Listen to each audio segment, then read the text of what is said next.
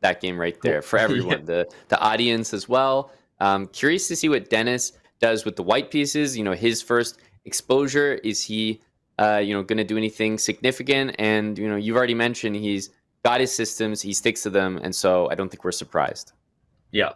He's sticking with his Catalan, these positions. If you follow Denis Lazavik's games on any level, he had a great run in last year's CCT, as Amon mentioned out of the gate. But if you watch his chess on when he plays in Title Tuesday or whatever, you've seen this position before. That's the point. And He doesn't really change up for anybody. No man, woman, or child gets Denis Lazavik out of his openings. And that's, I always have a particular admiration for those players because, they're maybe stubborn to a fault, but they're always working on that opening. You feel like nobody could really know it better than them. They could definitely be surprised by preparation, maybe something new that they just haven't quite got to yet, but they'll internalize that and, immediately patch it up. So, just a systematic approach here. Knight E5, knight D5 from Wesley blocking the diagonal, and immediately pressure on with knight C3. Yeah, and you see what's happened there. A little bit of time taken by Wesley first highlights Amon's point that this is Lazavik's opening. He typically knows it better. In some cases, and this is not to disparage Denis, but when you're a system player to some degree, and I'm not, shout out to the London system players, I'm not calling Lazavik a system player and that he's avoiding growth. But what I'm saying is that you can sort of close the gap, or if you will, hide the gap of knowledge that might exist between a young player and some of the world's best when you're getting positions that you know better than them, because it's all you're getting. And so the gaps of knowledge that might appear otherwise don't. But as you said at the outset, you might think that could even backfire a little bit. If Wesley does figure it out and you refuse to change him on, that was your point, that's when your stubbornness can get you in trouble. Yeah, no, it's definitely a good point. And that's why I think that systematic openings in the hands of an already highly skilled and talented player are the most dangerous. And I think we've basically got something to that effect right in front of us. Yeah. Yep. All right. Well, he's got a minute advantage on the clock, does Lazavik. He's got F4 and F5 to think about if you want to really get going. You got a big majority here for Wesley So on the queen side. It's a 4-on-2 in some ways. Yeah, and I think you do, Danny. I think you do want to think about that F4, F5. That's not just a Danny highlight arrow. That's a real scary idea. That is a great compliment. Thank you. That is, Danny, there will be many moments during today's match where Amon says, that was just a Danny highlight arrow. But you're right. That's probably an idea maybe he should have gone for. Instead, he wants the D file because he wants E4, but E4 can be met by D4, excuse me, for highlighting too fast. Speaking of highlight arrows, I wonder if maybe he should have gone for that idea, Amon. Yeah, it definitely would have been simpler. This is quite double-edged. I'm also looking at like bishop takes D5 and E4, but I guess black has bishop takes on E4 in that position, which kind of, he can lean on that. And obviously Wesley wants to play bishop E7, kingside castle, and then just start mobilizing things with D4 and then C4. Everything is kind of supported. That bishop could go to C5 in the future. And the pawns are just all protected.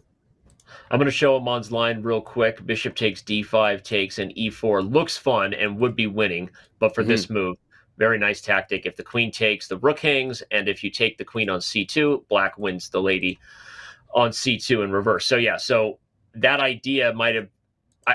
It's too early to call out a blunder, but you see that he did play rook d1 and then went for a think, Amon. I wonder if he maybe quickly misstepped there or perhaps underestimated f4, f5. Either way, here we go. Nope, it's back on the agenda. Yeah, so it's on the agenda. This time white could just recapture on e4, so that's why Denis is happy to go for it. But also, to your point, him playing this a move later is almost like, okay, I kind of wanted to do it initially. Now I've made it work because I spotted that. And, with control over the e6 square, this always feels like it should be quite okay for black. But so I'm used to these positions going like, rook d5, rook d1, because black has to spend time castling. And, white does establish control over the d file pretty nicely. Yeah, and that's kind of key, right? Because black's 3-on-2 is better, or at least more efficient than white's 4-on-3 over here on the king side. And so White controlling these open lines. Okay, a4 also a way to kind of undermine the majority, maybe get some more highways open for the rooks. White needs those types of active pieces in order to make up for the slight positional disadvantage of black having this better majority. Yeah, if the pieces just all trade, I think black is doing quite fine. B4 is played, I think, mainly because the C4 square is under black's control. But I'm curious about white playing for that with, I don't know, rook C1 and queen C4, for example. I feel like if white can control C4, then you drop the bishop back to E3, play F4, and the C5 pawn is an easy target. I love that. That's positional chess there from Grandmaster Amon Hamilton. You put a piece on C4 and black is just positionally busted. This bishop is stuck behind the two pawns and white is just ganging up on the weakness. So B4, an ultra committal move, is kind of what you're saying by Wesley, because if you play B4, you better get C4, because if white starts blockading, you're in trouble. Yeah, it definitely looks that way. Although, the prospect of castling and allowing A takes B5 and the rook down the A file was not appealing to Wesley at all. So he had to pick one of the options. And yeah, I would say queen C4 looks like a pretty decent move here. Yeah, maybe I got a little too excited about what happens when a piece is on C4. The computer says, nah, chill, Dan. It's still equal, and Wesley's up a minute on the clock. I guess what happens if you overcommit him on is that then the D file is up for fighting, right? So that's kind of the key, is you get that square, but now here comes the other open file that we're battling over, and black has counterplay. Yeah, I wouldn't be surprised to see the queen left on E6 and just rook D8 here. And now, rook takes D8, rook D8, and some sort of long variation. Black will always have rook D1 check and rook B1 if the queens get exchanged. Like if white tries to maintain that blockade. And so I can just see the future where this exactly happens. White goes after the C pawn, maybe loses their B pawn, and lo and behold, these guys know how to make a draw. Yeah, indeed. And not to speak too soon, probably a draw might be in store again for the second game in a row. If you're just tuning in, we had peace in game one, as you can obviously see in the scoreboard. But okay, not maybe a little too early to call that.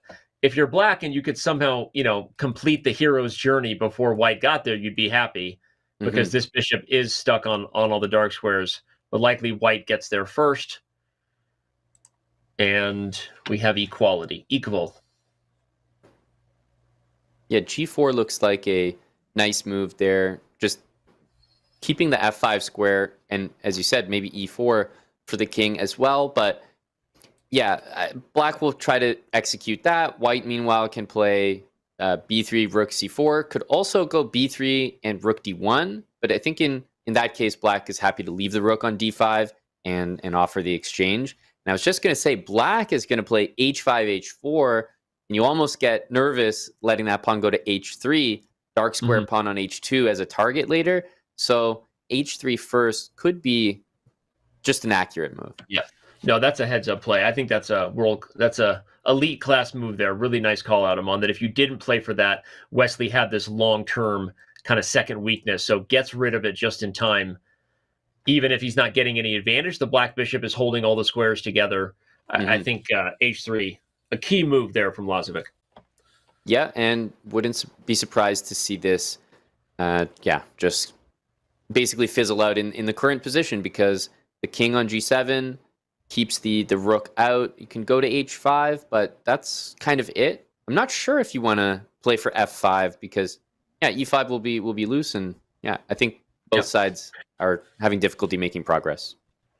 We talked about Wesley So being one of the most accurate chess players in the history of the game in terms of how we measure that stuff. Just both doesn't take a lot of risk and also just plays so much like a computer in all the legal ways he does. And it's amazing when you look at the score. He's at 99% accuracy right now. But Denis Lazavik also with his ultra solid style right below him. It just shows you what we're in store here. I think that today's matchup is going to be very technical, neither side wanting to blink, and the mistakes will be very few, so very precious to capitalize on. Yeah, and if you think stylistically, I mean, Wesley is so consistent in his matches, but I wouldn't say that he's responsible for insane blowout wins. So I feel like even when he gets the job done, he gets it done in such a controlled manner that might be why the initial sort of prediction was more around 50-50. Yeah. Just because of the style that we've seen in these first couple games. Yeah, agreed. And again, the accuracy only improves here with these moves that are just shuffle puck chess. Like neither side is going to budge. These guys are too, I don't know what you want to call it. They're budging, they're locking heads. It's not going anywhere for a while. And although eventually when time becomes, okay, I was just going to say, is there enough time taken that you go for it? Okay, this is what we're waiting for. Here come the fireworks. Is someone going to push now that we are in the scramble? Well, if we're trading pawns like on g4 and e5, absolutely in white's favor, just due to the c pawn being blockaded there. So beautiful job. Any kind of bishop endgame should be lost. Rook e4.